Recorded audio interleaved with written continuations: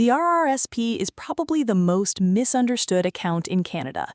Most people contribute to it blindly because their bank told them to. Some people avoid it entirely because they heard it's too complicated.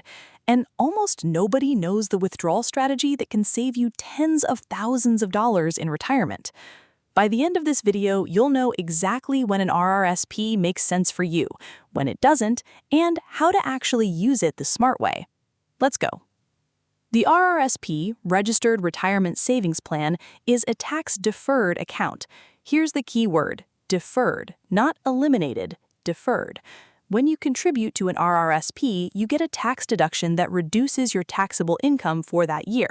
If you earn $80,000 and contribute $10,000 to your RRSP, you only pay income tax as if you earned $70,000.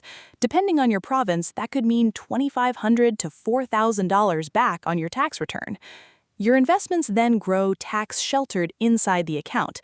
No tax on dividends, no tax on capital gains, until you take the money out. And that's the catch. When you withdraw from your RRSP, it's fully taxed as income. So the game is simple. Contribute when you're in a high tax bracket, withdraw when you're in a low one. The bigger the gap, the bigger the win. The RRSP shines brightest for people in higher income brackets. Here's a simple rule of thumb. If you're earning over $55,000 in Ontario, which puts you in the 29.65% combined marginal rate, RRSP contributions start making a lot of sense. If you're earning over $100,000, you should absolutely be maximizing your RRSP every year after your TFSA is topped up.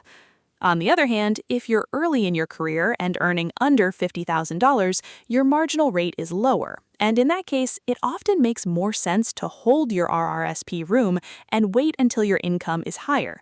Put the money in your TFSA now and contribute to the RRSP later when the deduction is worth more. One more scenario where the RRSP is a no-brainer.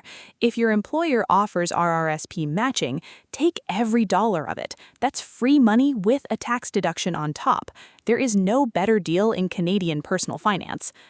Most people treat the RRSP like a locked box. You contribute for 30 years, convert it to an RRIF at 71, and start drawing it down. But that approach can actually result in a massive, unnecessary tax bill in retirement. Here's the problem. If you've been a diligent saver, your RRSP could be worth $500,000 or more by the time you retire. At 71, you're forced to convert it to an RRIF and start taking minimum withdrawals. Those withdrawals are fully taxed as income. If you're also receiving CPP and OAS by then, you might be pulling $60,000, $80,000, even $100,000 plus per year out of your RRIF, pushed into the same high tax brackets you were trying to avoid. The smarter play: start drawing down your RRSP early. If you retire at 60 or 65 before CPP and OAS kick in, you may have a window of several years with very low income. That's your opportunity to withdraw from your RRSP at a low tax rate, potentially 20% or less, before you're forced to take out larger amounts at higher rates later.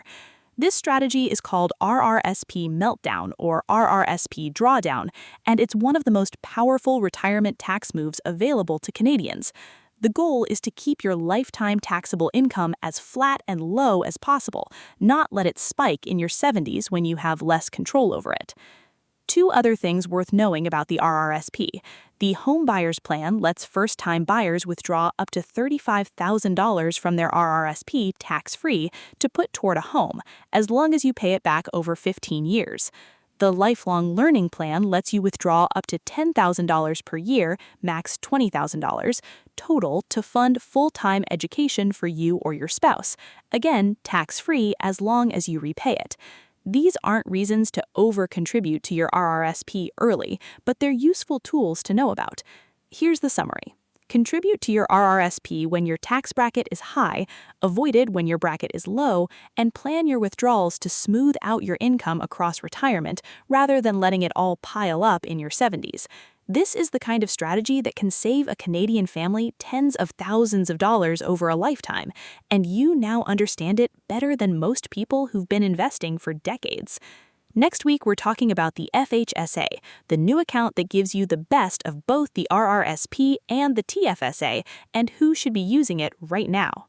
Subscribe, and I'll see you then.